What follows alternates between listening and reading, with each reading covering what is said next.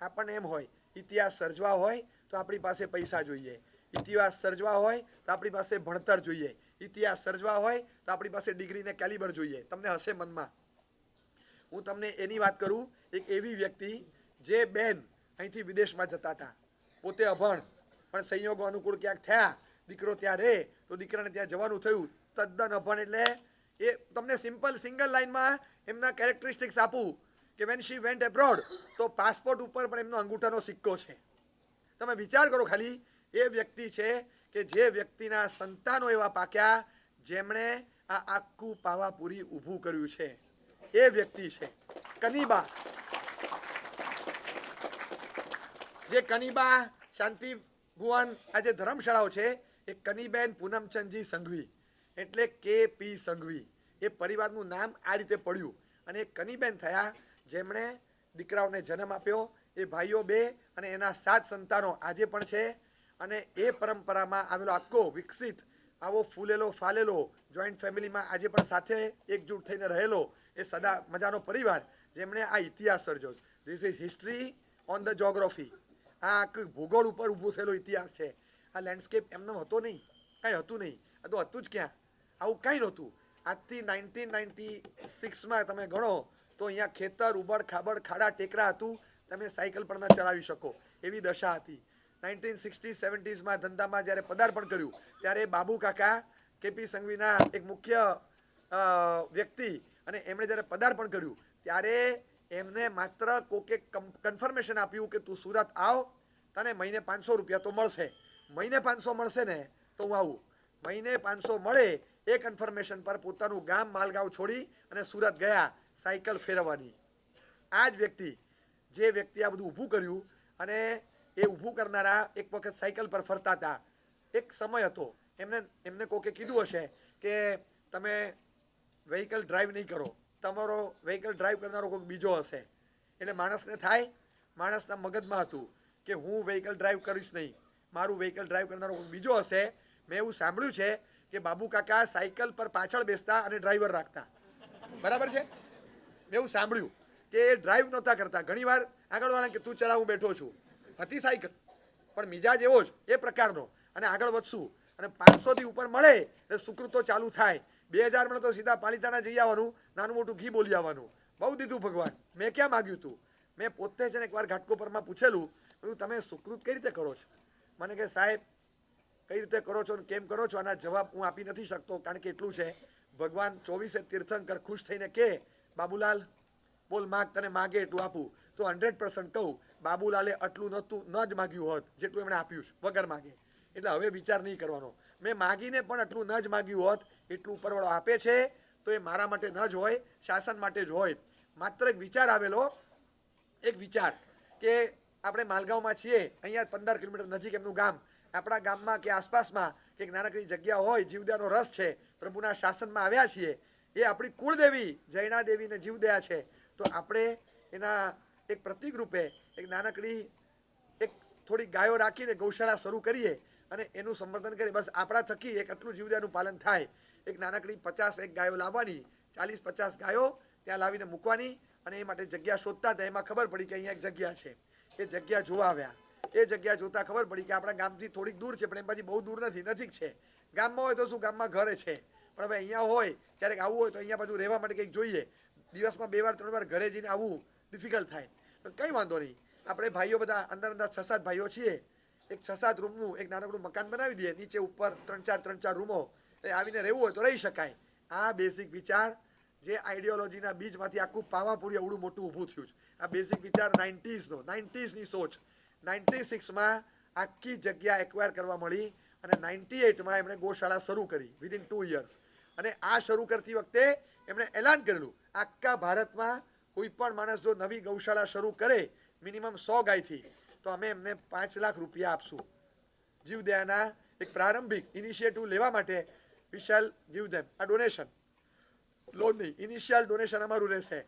અને મેં પૂછ્યું હતું એક અંદાજ એપ્રોક્સ 80 થી 100 આગળ પાછળ હોઈ શકે. 80 થી 100 આવી ગૌશાળાઓમાં એમણે 5 લાખ આપ્યા છે કે તમે કોઈ શરૂ કરતા હો એપાર્ટ ફ્રોમ ધીસ. અને આ ગૌશાળા ધીમે ધીમે 80, 40, 50, પછી 80, 100 ગાયોથી શરૂ કરવાનું અને એમાં નબળી ગાયો આવે, દૂધ નથી આપતી, ઇટ્સ ઓકે, એ બધાને લાવીને મૂકવાના અને એ ગાયોનું જતન કરવાનું, ખૂબ સરસ રીતે સાચવવાનું. આજે આ કેમ્પસ વિધિન ધ કેમ્પસ કહું છું, આ કેમ્પસની અંદર અહીંથી 3-4 મિનિટ ચાલો પછી ગૌશાળા આવે.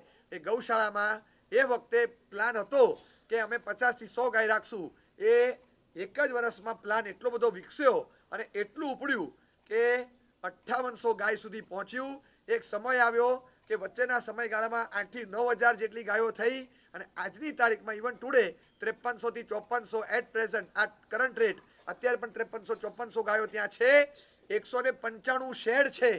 એની ટાઈમ તમે જાઓ તો ત્યાં આગળ 5000 ટન ઘાસ ભરી શકાય એવા મોટા 10 ગોડાઉનો છે અને આટલો 100 માણસથી વધારેનો સ્ટાફ છે જે બધી ગાયોની દેખભાળ સાર સંભાળ રાખે.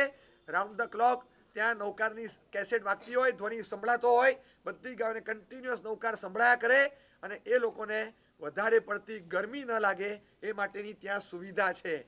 એટલી હ્યુમન ટ્રીટમેન્ટ અપાય. એ ગૌશાળા જોઈને એમ લાગે કે આવું કોઈ સ્વર્ગ ઊભું કરી શકે. હજારો ગાયો માટે થઈ અને રોજનો 4.5 લાખથી વધારેનો ખર્ચો કરવો પડે તો કરવાનો પર ડે, અને એ ગામમાંથી લાવવાના, તમારા ઉઘરાવાના અને અરજીઓ મોકલવાની નથી, પોતાના પૈસે કરવાનું ફોર એવર.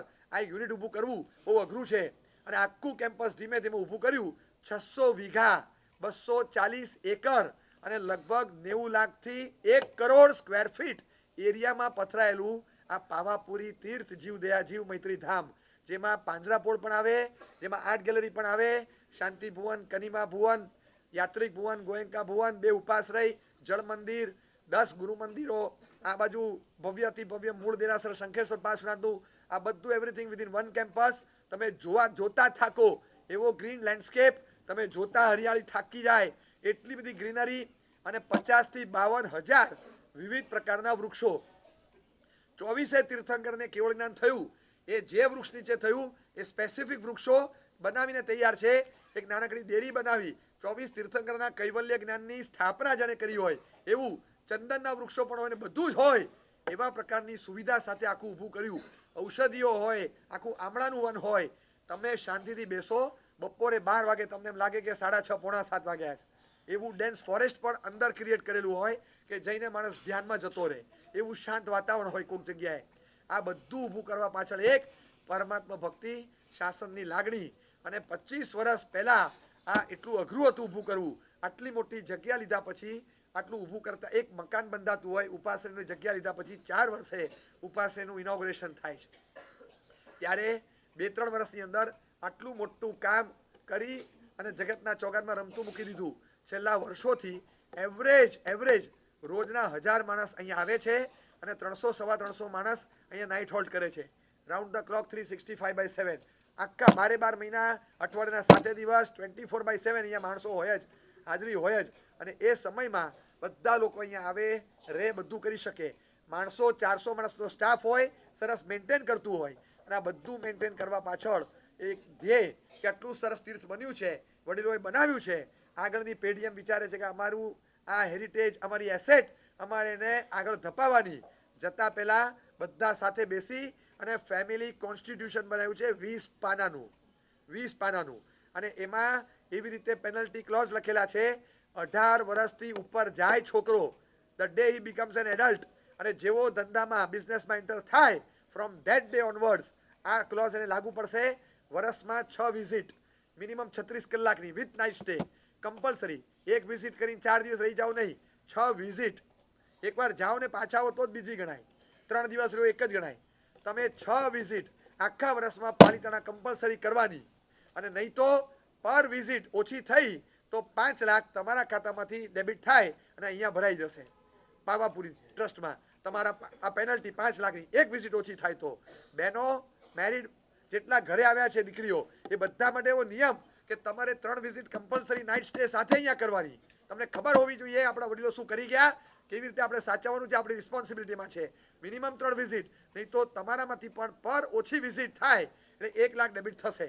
અને આજ દિન સુધી આટલા વર્ષોમાં ભાઈઓમાંથી કે બહેનોમાંથી 1 પણ રૂપિયાની પેનલ્ટી હજી સુધી ભરાઈ નથી, ભરવી પડી નથી. આ પરિવારની વિશેષતા.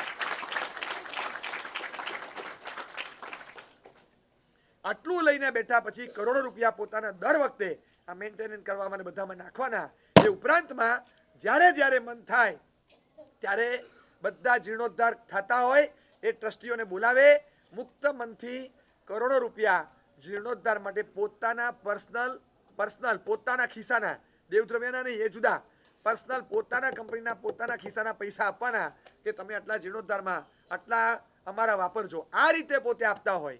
કેટલીય વાર પાંજરાપોળને બોલાવી લાખ 3 લાખ 5 લાખના ચેકોનું વિતરણ થયું હોય. જ્યારે અશોકજી ગેહલોત અહીંયા સીએમ હતા એ વખતે ભયંકર દુષ્કાળ હતો.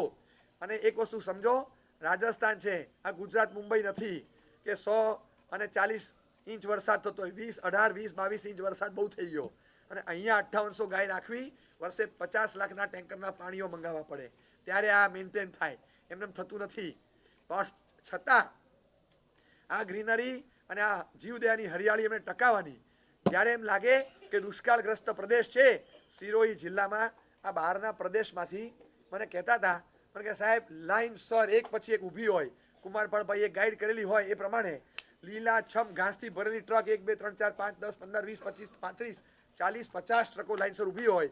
2 આમ જાય, 3 આમ જાય, 2 આમ જાય, 20, 40, 50 ટ્રક ભરીને ઘાસ રોજ અહીંથી મોકલીએ. રોજ લીલું ઘાસ રોજ મોકલવાનું. ક્યાં? જે પાંજરાપોળમાં તકલીફ છે ત્યાં આપણે મોકલવાનું. તમે આટલું લઈને બેઠા છો, એમાં પાછું ગામનું સાચવો તો કે સાચવવાનું. અશોકજી ગેહલોતને બોલાવ્યા, સાહેબ એકવાર પધારો અહીંયા, એક અમારે ત્યાં કંઈક કાર્યક્રમ છે. એમનું ત્યારે એ વખતે સીએમ રિલીફ ફંડ ચાલતું, તો સીએમ રિલીફ ફંડમાં 50 લાખ રૂપિયા આપવાના. બધા કે તમે 50 લાખ રૂપિયા સીએમ રિલીફ ફંડમાં આપો, તમને ખબર છે કે આપણા વાળાને જરૂર છે, તમારે આપવા હોય તો એની કરતાં 25 પાંજરાપોળમાં 2 લાખ આપો. એ બોલ્યા નહીં કાંઈ, 50 લાખ રૂપિયા આપ્યા. પછી બહુ જ લાગણીથી વાત કરી અને સીએમ રિલીફ ફંડમાંથી આ જિલ્લાની પાંજરાપોળો માટે પૂરા 5 કરોડ રૂપિયા ફળવાવ્યા કે તમે ફાળવો અહીંયા. એ આપે કે ના આપે, મારા તો જાય છે, આ ખાતરી હોવી જોઈએ કે જશે અને જગ્યાએ જશે. જીરાવલાજી તીર્થમાં જ્યારે પ્રતિષ્ઠા હતી અને ત્યારે મૂળમાં જીરાવલા તીર્થનો આખો જીર્ણોદ્ધાર કરવો એ ભાવ હતો પરિવારનો. પણ આટલું મોટું વ્યાપક અને બહુ ઘરનું તીર્થ કહેવાય, એ તીર્થ એક વ્યક્તિને મળે એમ નહોતું.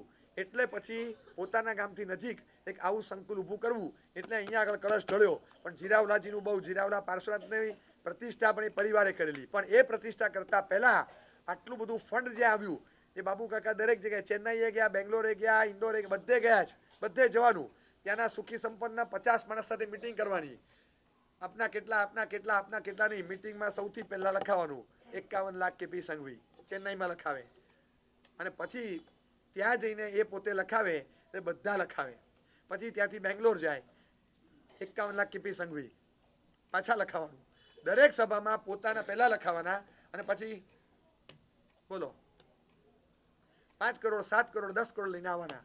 પુષ્કળ રકમ જીરાવલાજી માટે પણ ભેગી થઈ, શુદ્ધ સાધન ખાતાની.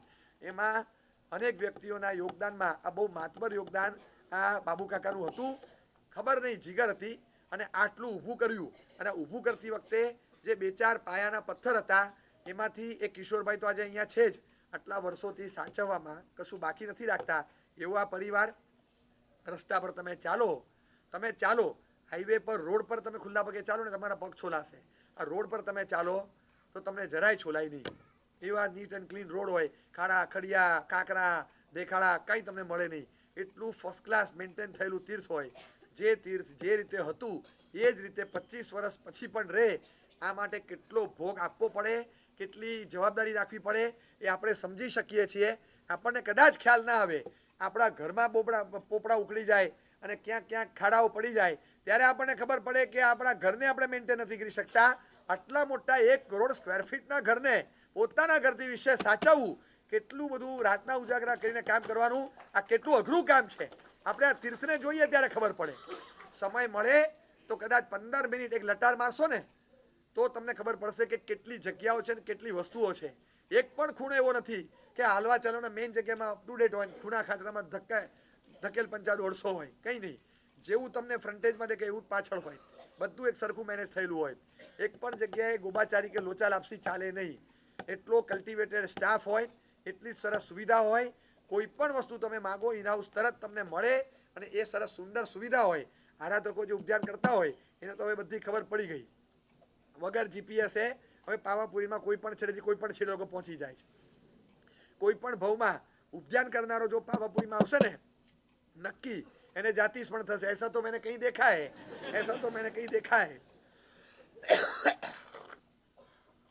ચોક્કસ એને જાતિસ પણ જ્ઞાન થઈ શકે એટલું દિલથી પાવાપુરીને અંદરથી જાણે પી રહ્યા છે, આમ અંદર ઉતારી રહ્યા છે. આ તીર્થ આખું જે બન્યું એ કોઈ નાની ઘટના નથી, આ મોટી વસ્તુ છે. સંપ્રતિ મહારાજાના ઇતિહાસો આપણે સાંભળ્યા, વાંચ્યા કે ઊભા થયેલા રોજના સવારના નૌકારશી કરતા પહેલા રોજ એક નવા જિનાલયના ખાતમુહૂર્તના સમાચાર મળે. એ પછી સંપ્રતિ મહારાજા નૌકારશીનું પચકાણ પાડે. 1.25 કરોડ જીનબિંબો ભરાવ્યા, 1.25 લાખ જિનાલયો બંધાવ્યા અને હજારો જિનાલયોના જીર્ણોદ્ધાર કરાવ્યા. આ ઇતિહાસ છે. આ ઇતિહાસ એમના પછી 800-900 વર્ષે કોઈ મહાત્મા થયા. એ મહાત્માએ બીજું કશું ના કર્યું. એ મહાત્માને મનમાં બસ બેસી ગયું કે મારે બીજું કંઈ નથી કરવું. પણ આમના 8-9 સૈકા પછી આ બધા બંધાયેલા જિનાલયો જીર્ણ શીર્ણ થયા છે. 800-900 વર્ષ થયા. હાથમાં પણ લઈને બેઠા. એ આચાર્ય ભગવાન તે પોતાના જીવનકાળમાં પ્રાય 1 કે 9 દેરાસર એમની પ્રેરણાથી બન્યું હોય. મને ખ્યાલ નથી ઉલ્લેખનો, કદાચ હોય કે ન હોય. પણ જૂના 700-800-900 વર્ષ જૂના સંપ્રતિ મહારાજાના બનાવેલા અને જીર્ણ થયેલા 500થી વધારે જિનાલયોના જીર્ણોદ્ધાર એકલા મહાત્માએ એ વખતે કરાવ્યા. આજે હિસ્ટ્રી મળે છે આખી. ત્યારે ખ્યાલ આવે કે જે તે સમયે મહાત્માઓ થયા જેમણે સર્જન, સંમાર્જન, સંરક્ષણ, સંવર્ધન બધા ઇતિહાસો રચ્યા છે. આટલું સુંદર સુકૃત, ચારે બાજુ સુકૃતની પરંપરા ચાલે એવા બહુ જાણીતા અને પોપ્યુલર પરિવાર અને એમની આયોજિત આજની શિબિરમાં તમે આવ્યા છો ને, હું કહું કે ચેરિટી, પ્યોરિટી, કમિટમેન્ટ આ બધું છે ને સંસ્કારમાં આવવું જોઈએ આજનું ભોજન લીધા પછી. કારણ કે આ એવા કણિયા છે જે રોટલીમાંથી ખાલી લોહી ના બને, જે રોટલીમાંથી કમિટમેન્ટ બને, જે રોટલીમાંથી અંદરની પ્યોરિટી અને શાસન માટેની લાગણી પેદા થાય. શાસનની લાગણી ધરાવનાર પરિવાર એમની સામે આ સર્જન જુઓ ત્યારે ખ્યાલ આવે કે જિંદગીમાં કંઈક એવું કરીએ, જિંદગી આપણી પૂરી થવાની, કંઈક એવું કરીએ. તમે માનતા હશો અમે શું કરી શકીએ? તમે રેવોલ્યુશન લાવી શકો. તમારો ભરોસો નહીં, તમે ધારો એ રેવોલ્યુશન લાવી શકો. ખાલી મગજમાં બેસવું જોઈએ. શાલિટ એક નાનકડી દીકરી હતી 17-18 વર્ષની, US Born and brought up. કદાચ મૂળ ઇઝરાયલનું હોઈ શકે પણ બોર્ન એન્ડ બ્રોટ અપ બધું યુએસમાં. અને વર્ષો પહેલા એ જ્યારે જન્મી હતી ત્યારથી એને મનમાં હતું અને કેટલાક વિચારોમાં અલગ પડતી હતી. કેટલાક વિચાર બહુ અલગ અલગ એને ત્યાંના કલ્ચર કરતાં તો તદ્દન અલગ પડે.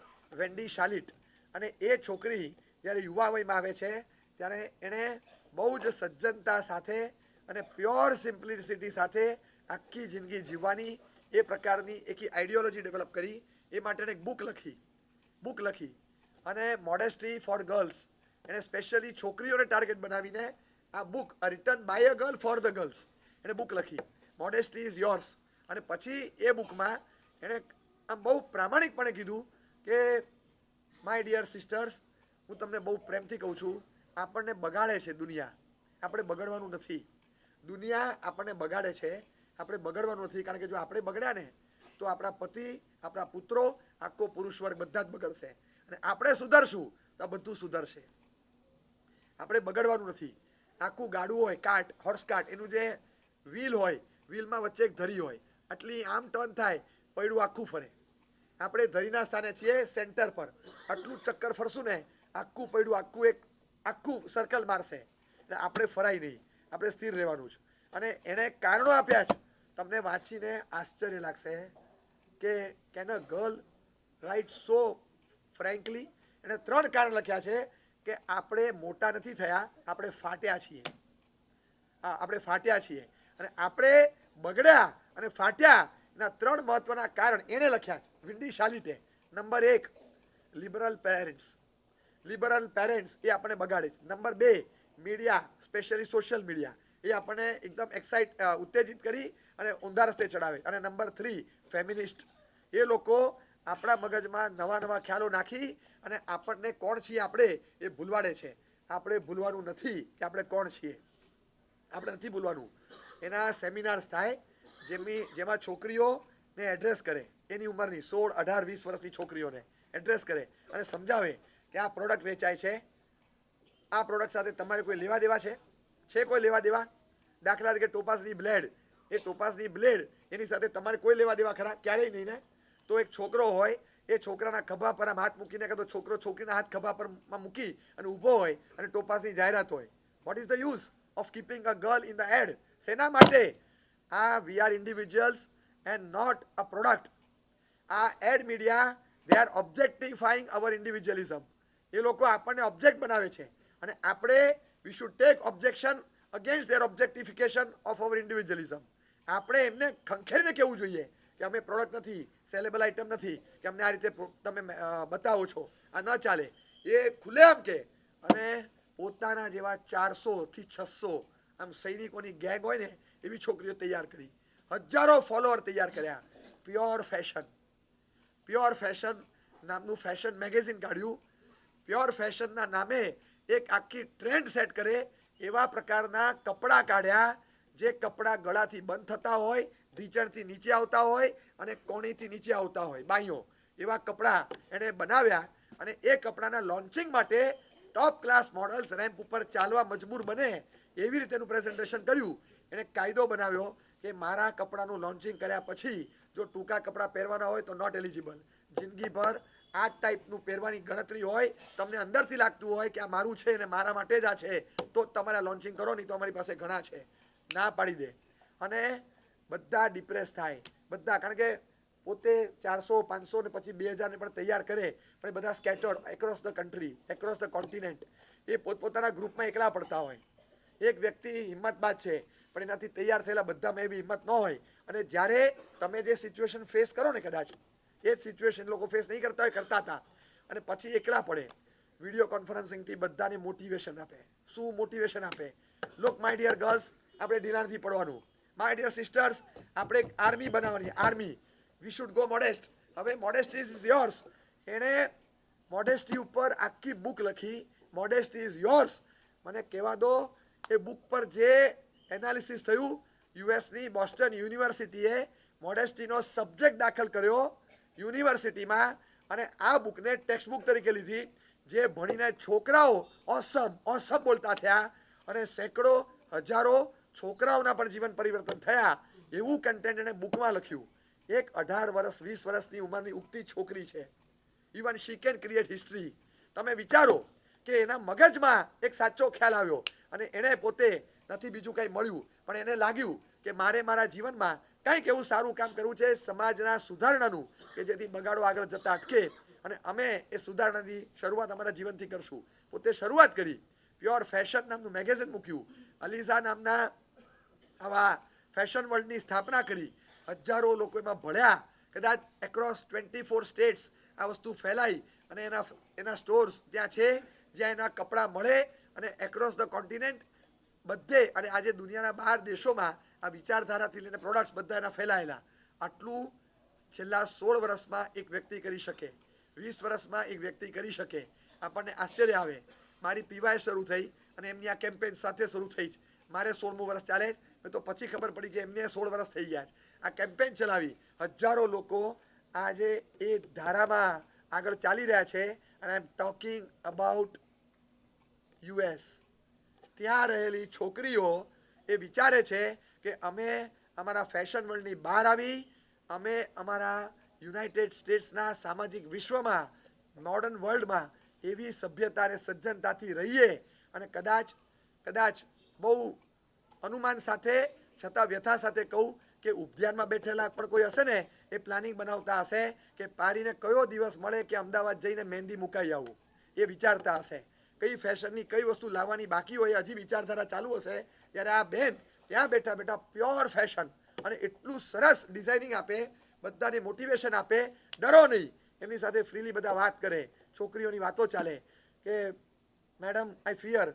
બધાને શું જવાબ આપીશ? Madam I fear I may lose my circle. Madam I fear I don't want to become alone. સાવ એકલા બેસવાનું ઘરમાં. આઈ ફિયર સતત એને મનમાં ડર લાગ્યા કરે. અને આ બેન એને કે fear spell fear FEAR. Fear. There are two meanings of fear, my dear girl, my dear sisters, my colleagues. There are just two meanings of fear. Forget everything and run. FEAR. Forget everything and run. તમારી જવાબદારી, તમારું કાર્ય, તમારું commitment બધું ભૂલી જાઓ અને લોકોની ટીકાથી ગભરાઈ અને ભાગો. Fear and everything and run. Forget everything and run. એવું તમે જો સમજતા હો તો આ ફિયરનો એક અર્થ છે. આપણે એ અર્થ માટે નથી, આપણે બીજો અર્થ લેવાનો છે. Face everything and rise. FEAR. તમે બધી વસ્તુને, ચેલેન્જને ફેસ કરો and get at the top. તમે ઊભા થાવ, દુનિયા તમને જોશે. આજે દટાયા છો, સહેજ ઊંચા થશો, ડોકી દેખાશે. આખા ઊભા થશો, પગથી માથા સુધી લોકો માટે દર્શનીય બનશો. Face everything and rise about. તમે ઊભા થાવ, ડરો નહીં. There is nothing like fear for us. જે મોટિવેશન આપે એનાથી હોંસલો બને. હજારો લોકો એમાં જોડાય અને આ કેમ્પેનનો હિસ્સો ને ભાગ બને. બહાર રહેલ વ્યક્તિ સભ્યતા, સંસ્કાર, કલ્ચર, સંસ્કૃતિ એને મળે. શું ચેન્જ લાવી શકે, શું રેવોલ્યુશન લાવી શકે આ યંગિસ્તાન. શું કામ એના માટે સમય કાઢું? હું એના માટે જ સમય આપું, બાકીને આપું જ નહીં. કારણ કે આગળમાંથી હું 15-20 વર્ષ મહેનત કરું અને મને એમ લાગે કે કોઈક એક સુભાષ બોઝ પાકે, એક વિન્ડી શાલિટ પાકે, મારા 226 હોય કે 526 બધા સેશન વસૂલ. પછી તો ક્રાંતિ એ જાણે, એ કરશે. પણ એક કે બે પણ પાકે જે મૂળમાં વિચારધારાને પકડી અને સાંસ્કૃતિક પરિવર્તનો જે થઈ રહ્યા છે એને અટકાવી અને મૂળ માર્ગ પાછો લાવે. બહુ મોટી જગ્યા, બહુ જરૂર છે. ખાવાની જગ્યામાં હેઠું મૂકવાનું વધ્યું, પાણીના વપરાશમાં વ્યય કરતા વેડફાટ વધ્યો, વપરાશ કરતા દુર્વ્યય વધ્યો, પૈસામાં દેખાડો વધ્યો, પૈસામાં બેફામ ઢોળવાનું ને ઉડાડવાનું વધ્યું. આ બધું જોયા પછી લાગે કે સભ્યતા, સજ્જનતા, સિમ્પ્લિસિટી આ બધું બહુ જરૂરી છે. What is most necessity? સૌથી વધારે નેસેસિટી જો આજે કોઈ ચીજની હોય તો ધ નેસેસિટી ફોર સિમ્પ્લિસિટી. ગામે ગામ ઇલેક્ટ્રિસિટી પહોંચે કે ના પહોંચે, પણ ઘરે ઘરે સિમ્પ્લિસિટી પહોંચે એ બહુ જરૂરી છે. અને સિમ્પ્લિસિટી ઘરે ઘરે નથી જતી. ભપકો દરેક ઘરે સ્ક્રીન ઉપર એડ બનીને પણ પહોંચી જાય છે અને એના માધ્યમથી દરેક ગામમાં આગ લાગે છે, દરેક ગામમાં. ત્યારે એમ થાય કે આ મહિમા ગાનાર એક વ્યક્તિ એને પોતાના એક જીવનથી હજારો દીવાદાંડીઓ ઊભી કરી દીધી, જે સર્ચલાઇટ બની અને કેટલાયને આવી રીતે પોતે આજના કાળમાં પણ દિશાઓ આપે છે. અને આ દિશા આપવાનું સરસ મજાનું કાર્ય એક છોકરી કરી શકી હોય. She has created a history. આ હિસ્ટ્રી છે, બહુ અગત્યની વાતો આ હિસ્ટ્રીમાં સમાયેલી છે. ક્યાંક એનું મળતું સાહિત્ય, એના મળતા બુકના પ્રકરણો વાંચજો, ઘણું અંદરથી મળશે. એક કીપ એન્ડરસન એક ડોક્યુમેન્ટરી બનાવે. ડોક્યુમેન્ટરી તો ભાઈ ઘણી બની, ઘણી, પણ તમારું માથું ફેરવી નાખે, તમારું મગજ ફેરવી નાખે અને તમે એ જોયા પછી ક્યાંય આમ ચેન ન પડે. તમે દિવસની 10 વસ્તુઓ ખાવા પીવાની મૂકી દેશો, વપરાશની મૂકી દેશો, તમને બેચેની આપે. તમને તમારી નહીં આખા દુનિયાભરના કેટલ વેલ્થની અને પશુધનની ચિંતા થાય અને તમને મજબૂર કર્યા વિચારવા. આવા પ્રકારની સંવેદના પ્રગટાવતી, દયાની જ્યોત સળગાવતી, જીવ દયાના, રક્ષાના, જૈનાના, કરુણાના પરિણામ પ્રગટાવતી એવી ડોક્યુમેન્ટરી હિસ્ટ્રી ક્રિએશન છે. બહુ ઓછા હોય કે જે આવું ક્રિએટ કરી શકે. અને એ જ્હોન રોબિન્સ, અમેરિકન્સને ખબર હશે કે એ વખતના પ્રેસિડેન્ટ હતા. એ પ્રેસિડેન્ટ બુશના ડાયટિશિયન હતા. એ ડાયટિશિયન તરીકે રહેલા, એમનું ડાયટ નક્કી કરે અને એમના હેલ્થને જોઈને ડાયટ પ્રિસ્ક્રાઇબ કરે. એમણે એક બુક લખી, ડાયટ ફોર ન્યૂ અમેરિકા. એ બુકને તો પબ્લિશ જ નહોતા થવા દેતા, કેટલા સમય સુધી દબાવી રાખી. અને પછી એ બુક જ્યારે બહાર આવી ત્યારે તહલકો મચ્યો, હજારો અમેરિકન્સે માંસાહાર છોડ્યો. બુકના કન્ટેન્ટમાં એવું હતું, એ બુક જો ચાલે તો સ્લોટર, મીટ અને બીફ એની માર્કેટ ના ચાલે. આ બુક મિલિયન્સ ઓફ કોપીઝ દુનિયાભરમાં ગઈ છે. તો આવી એક બુક લખીને મોટી ક્રાંતિ લાવી શકે.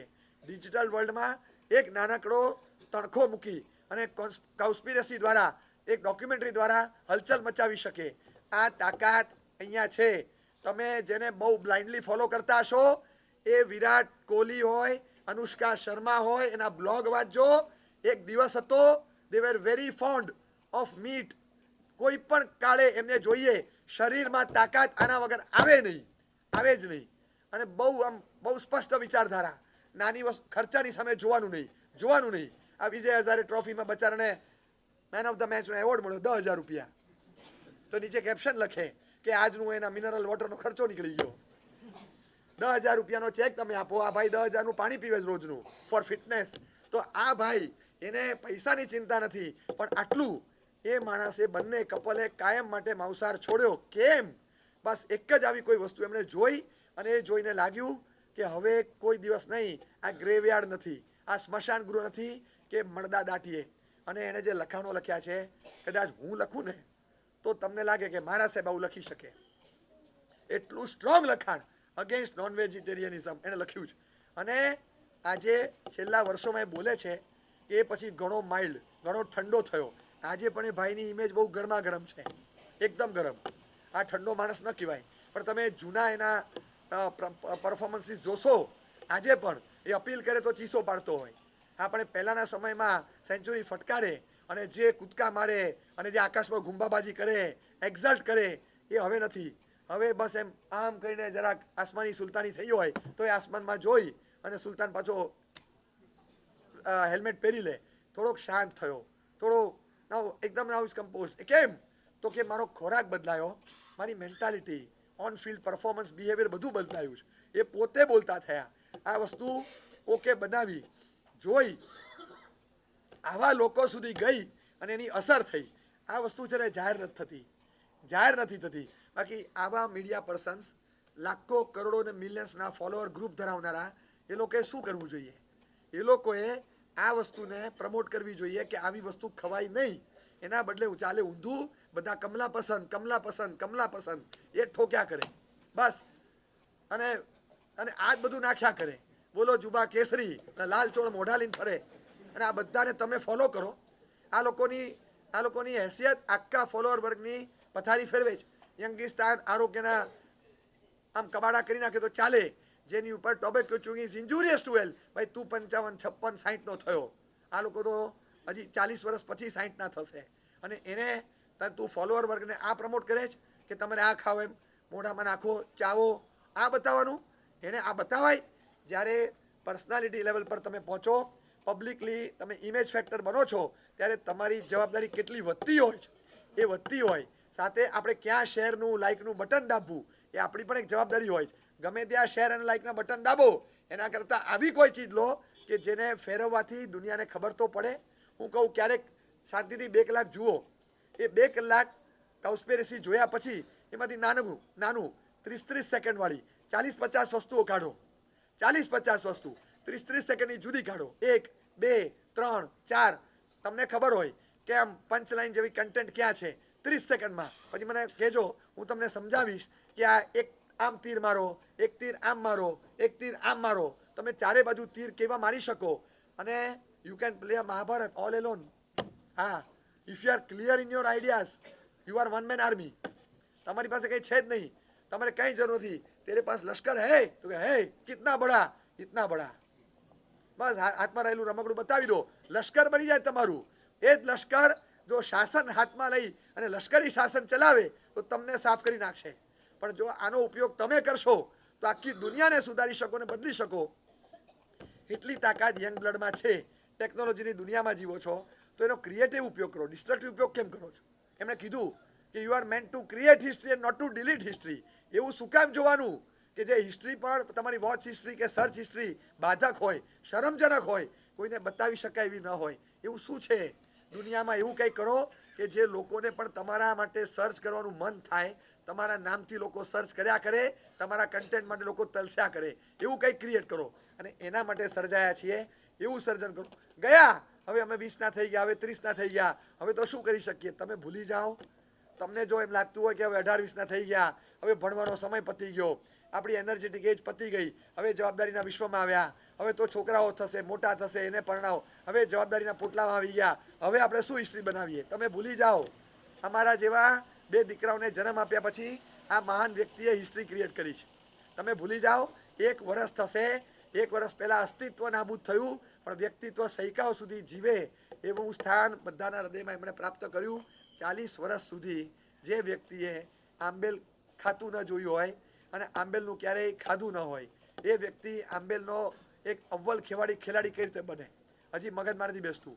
8,500 આંબેલ એ 40 વર્ષ પછી કરવાના, એ પોસિબલ નથી.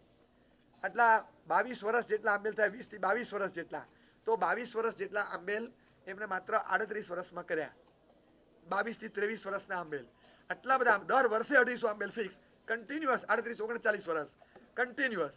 પહેલા નહોતા કર્યા તો નહોતા કર્યા, બધા શોખ હતા, જીવનમાં બધું હતું, પણ જે દિવસે ટર્ન લીધો તો ટર્ન એવો લીધો, અમે પણ જોતા રહી ગયા. અને એવો ટર્ન એવો એ તમે વિચાર ન કરી શકો. રિક્ષા જ્યાં આગળ યુ ટર્ન ન લઈ શકે એમણે આખી ઇનોવા ફેરવી નાખી. અમે લોકો 4 જણા બેઠા હતા અંદર, રિક્ષા નહોતી, મોટી કાર હતી, અને એટલે ઓછા ટાઈમમાં એમણે ફટ કરતો આખો યુ ટર્ન લીધો અને આખા ફેમિલી સાથે આ રસ્તે આવ્યા. He is the only person અમારા આખા સમુદાયમાં, બાપુજી અને 2 દીકરા, 3ની દીક્ષા થઈ હોય. અમે આચાર્ય થયા કે કોણ થયા ને એ માનતા નથી. એ જ ફેક્ટર અમારી ફેવરમાં હતું. તમને કહું, ખરું પરાક્રમ હોય તો આમનું છે. અમારા આખા સમુદાયમાં 850 સાધુના સમુદાયમાં એક અને એક માત્ર પિતા છે જેણે 2 છોકરા સાથે દીક્ષા લીધી હોય અને હી ટર્ન ટુ બી એન આચાર્ય. આચાર્ય પદ સુધી દીકરાઓ સાથે પહોંચ્યા હોય, દીકરા સાથે દીક્ષા લીધા પછી. એવા એક અને એક માત્ર આચાર્ય છે આખા સમુદાયમાં મેઘવલ્લભ.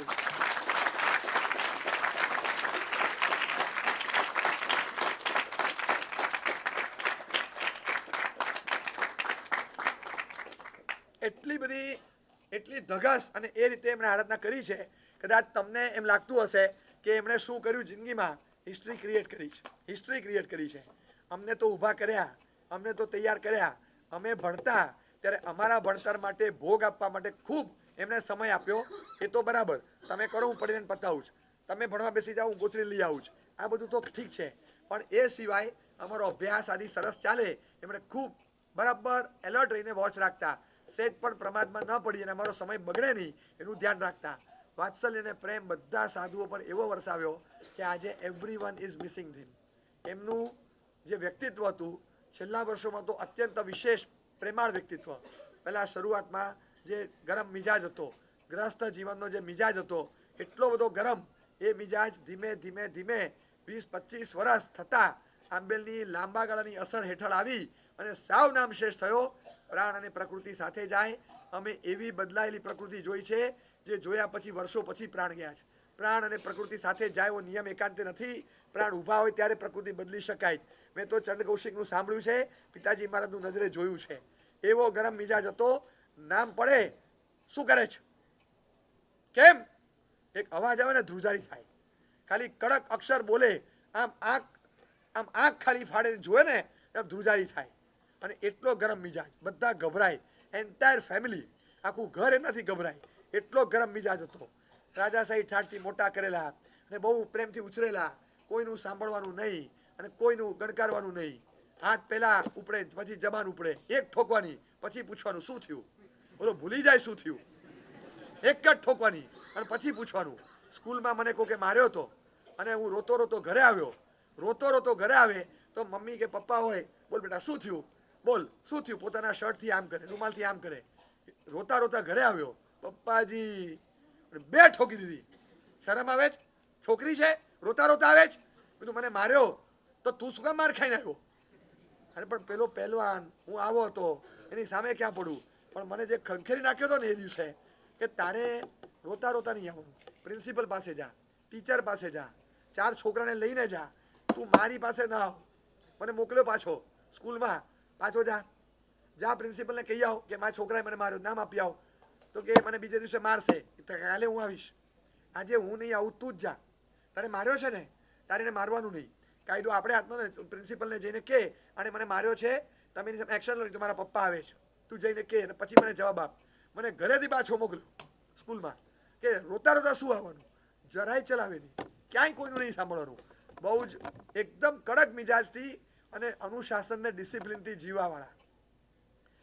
એમણે જીવનભર શરૂઆતના 40 વર્ષના એમનું છે ને ચરિત્ર લખવું બહુ અઘરું છે, બહુ અઘરું.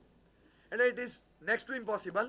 જો એમનું ચરિત્ર લખવું પણ હોય ને તો પાર્ટ 1 પાર્ટ 2, હા ખાલી પાર્ટ જુદા નહીં, ટાઇટલ જુદા સાથે. મહેન્દ્રના પરાક્રમ પાર્ટ 1 અને મેઘવલ્લભના પરાક્રમ પાર્ટ 2 બે અલગ જ પાડવા પડે. આ એક સ્ટોરી મિક્સ જ થાય નથી. તમને એમ લાગે એક હેડ છે ને એક ટેલ્સ છે, સિક્કાની 2 બાજુ છે, પણ એક જ સિક્કાની 2 બાજુ હોવા છતાં એ એક જ સિક્કાની એક બાજુ બની શકે એમ નથી. 2 અલગ એપિસોડ છે. એક વ્યક્તિ આ લેવલ પર અહીંયા આવી અને આવો ઇતિહાસ સર્જી શકે, કેટલું મોટું ચેન્જ. હું કહું નાનકડો ચેન્જ લાવવાની કોશિશ કરો, તમે એક નાનકડી વસ્તુથી શરૂ કરો કે આપણે આટલો ચેન્જ લાવવો છે, કેમ ન કરી શકાય? નાનકડો પણ સંકલ્પ આપણે કરીએ અને એ સંકલ્પની પૂર્ણાહુતિ કેમ ન થાય? એક નાનકડો નિયમ, 5 જણા શરૂ કરે અને 5 જણા શરૂ કરી અને પછી એ આગળ વધારે કમિટમેન્ટ સાથે. એક વ્યક્તિ આખું ફેશન વર્લ્ડ એની સામે પડી અને આટલું બધું કરી શકે તો even we can create history. આપણે કરી શકીએ. બીજાનું બધાનું જોઈને તમને કેટલા બધા ભરખા થાય, હું આવું કરું, હું આવું કરું, હું આવું કરું, હું આમ કરું. અરે છોકરીઓની વર્લ્ડ કપની મેચો જોઈને કેટલી છોકરીઓને મનમાં થાય કે હવે આપણે ક્રિકેટ રમતા શીખવું છે. એમને પણ એમ જ લાગે કે આપણામાં મિતાલી છુપાયેલી છે, આપણામાં કૌર છુપાયેલી છે. એ લોકોને મનમાં બેસી ગયું મગજમાં. હવે છોકરીઓને મનમાં થાય, છોકરાઓ બધા નાના નાના એ અત્યારથી રમતા હોય. ઉપાસીમાંથી અમે જોઈએ એ બહાર બેટિંગ કરતો હોય, મેં કોહલી, નહીં તું કોહલી નહીં, મેં કોહલી, નહીં મેં કોહલી, તું ગિલ, નહીં મેં કોહલી, નહીં મેં કોહલી. એ ઝઘડો થાય, બેટ મૂકીને જતા રહે. એટલું બધું અંદરથી બેઠું હોય, ભણવાની ઈચ્છા નથી અને હિસ્ટ્રી ક્રિએટ કરવા આવેલા. આ નબીરા તમે જુઓ, જોઈ જોઈને કોહલી કોહલી કોહલી થતું હોય.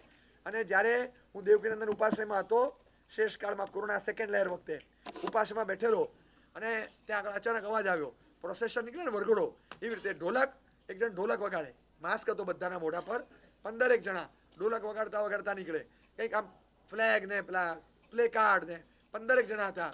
જય કોરોના જય જય, જય કોરોના જય જય. આમ જો બધા શું ચાલે છે?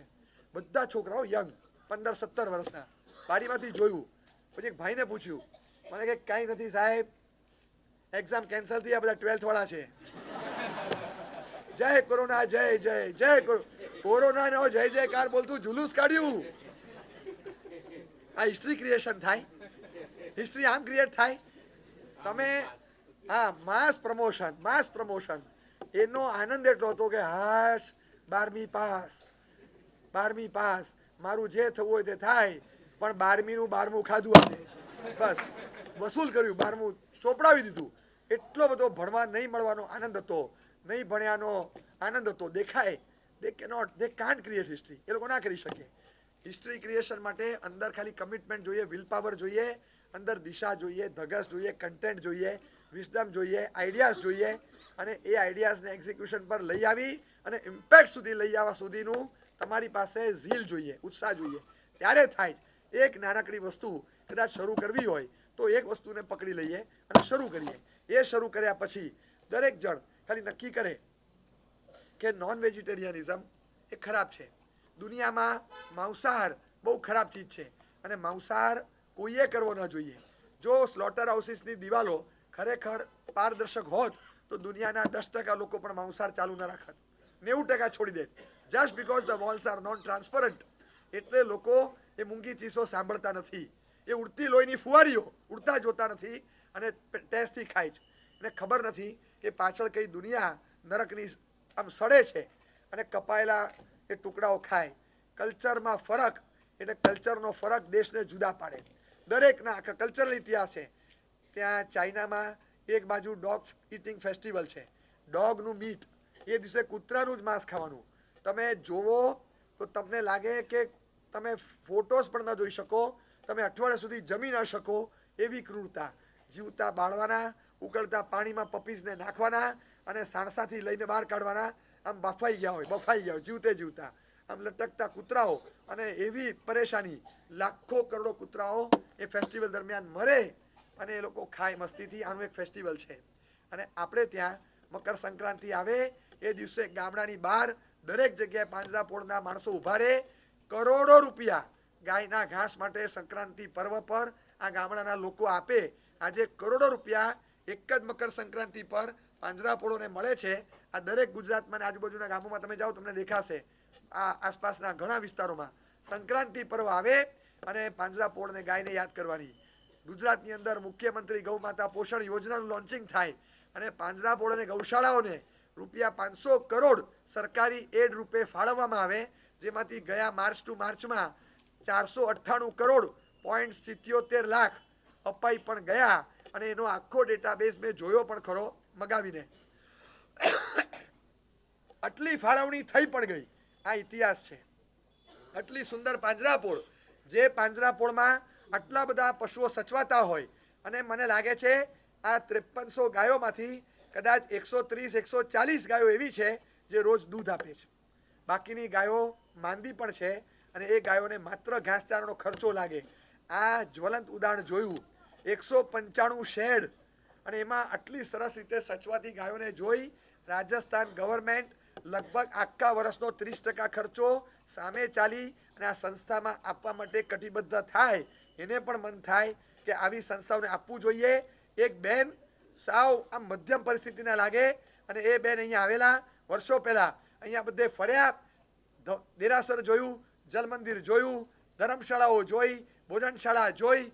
ભોજનશાળામાં અંદર જાય અને એટલું સરસ આઈડિયાનું પ્રમોશન દેખાય. જોજો તમારે તો બહાર જમવાનું છે પણ અંદર ભોજનશાળા છે શેડની અંદર અને હોલની અંદર એન્ટર થતાં જ એક બોર્ડ મારેલું છે પેન્ટ થયેલું અને ત્યાં ખાલી 2 ખાલી જગ્યા હોય ડેશ એ જગ્યા પૂરવાની. પ્રિન્ટેડ બોર્ડ, રોજ આંકડો બદલાય. ગઈકાલે આખા દિવસમાં 3 ટંક જમવા માટે આવે. રોજના 700 થી લઈને 1400 સુધી અત્યારે જમે છે. એવરેજ 400 500 800 રોજના જમે છે 12 મહિના. રોજના આટલા માણસો જમતા હોય તો સવારે બપોરે સાંજે ટોટલ જેટલું એઠું મુકાયું બધું ઇટ ઇઝ વેડ, એનું વજન થાય અને લખાય. ગઈકાલે આખા દિવસમાં યાત્રિકો દ્વારા એઠું મુકાયેલું ટોટલ 1240 ગ્રામ હતું, જેમાંથી પૂરા 5 માણસનું ભોજન થઈ શકે, પૂરા 5 લોકો પેટ ભરી શકે. વિવેક રાખવા વિનંતી. આટલું લખાણ અંદર જતો શ્રીમંત હોય, ટ્રસ્ટી હોય, બધા જ વાંચે. Late them read and then feel others need. ખબર પડે કે બીજાની જરૂરિયાતો કેવી રીતે પૂરી કરાય. આ એઠું મૂકવા માટે પ્રેમથી વાપરો, 4 ગણું વાપરો, પણ જોઈએ એટલું લો, જોઈએ એટલું લો, જોઈએ એટલું લો, જોઈએ એટલું લો. એ પ્રેઝન્ટેશન જુદું, આ રીતે પ્રેઝન્ટ કર્યું છે. બધું જોયું, દેરાસર જોઈ, એ બેને ધર્મશાળાઓ જોઈ, ભોજનશાળા જોઈ, આ પાટિયા વાંચ્યા, ગૌશાળા, આર્ટ ગેલેરી બધું જોયું. ભીના થઈ ગયા. કાર્યાલય પર ગયા અને કીધું ત્યાં કે મારે કંઈક ડોનેશન આપવું છે. કપડાં, જે સાડી જૂની પહેરેલી જોઈને લાગે કોઈને પણ આ બેન શું ડોનેશન આપશે, એટલે કીધું કે ઓકે તમારે જે આપવું હોય એ કહી દેજો. તો કે કદાચ હું 1-2 દિવસ પછી મોકલાવું, મને બેંક ડિટેલ આપો, મને આ આપો, મને તે આપો. હવે માગે એટલે આપણે આપવું તો પડે, પણ હવે 2-5 હજાર માટે થઈને કોઈ આટલી બધી મહેનત ના કરે. પણ અને માગ્યું નહોતું, સામેથી ઈચ્છા થઈ તમારી સંસ્થા બહુ સરસ છે, મારે કંઈક આપવું છે.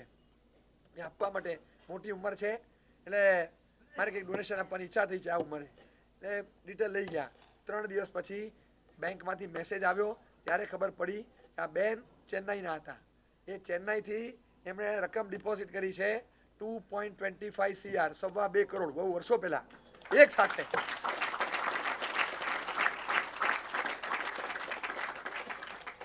બાબુ કાકા, એમના ધર્મપત્ની રતનબેન, સળંગ 33મો વર્ષી તપ આજે પણ રતનબેનને ચાલુ છે. એ રતનબેન તપસ્વી બંને હાજર હતા.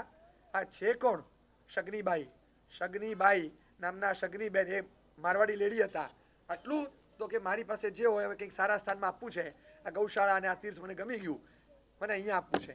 મને લાગે છે કે બહુ સારું લાગશે, મને આનંદ થશે, છેલ્લે યાદ આવશે તો મને આનંદ થશે. બસ 2-3 દિવસ મને આપો. ત્યાં ગયા, એમની પાસે જે કંઈ, એમની પાસે પણ એક પોર્ટફોલિયો હતો અને એમણે નક્કી કરેલું હું જાઉં અને પછી મારી પાછળ આ આગમભાઈ બોલવા ના જોઈએ કે શગનીબેન ગયા ત્યારે પાછળ આટલો પોર્ટફોલિયો મૂકીને ગયા, હું મૂકીને જઈશ જ નહીં. એમણે પૂરા 2.25 કરોડ ફાળવી દીધા.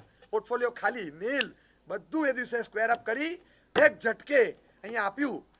આટલા પોતાના તીર્થમાં બીજા કોઈનો પૈસો નહીં લેનારા આટલું મોટું ડોનેશન આવ્યું. ત્યારે ભલભલા શ્રીમંતો આવી ગયા. ક્યાંય બાબુ કાકા ઝૂકે નહીં, જરૂર નથી પડી, પૈસાને નમે નહીં. પણ બાબુ કાકાની ઈચ્છા થઈ કે આ બેનને દર્શન કરવા જવું છે.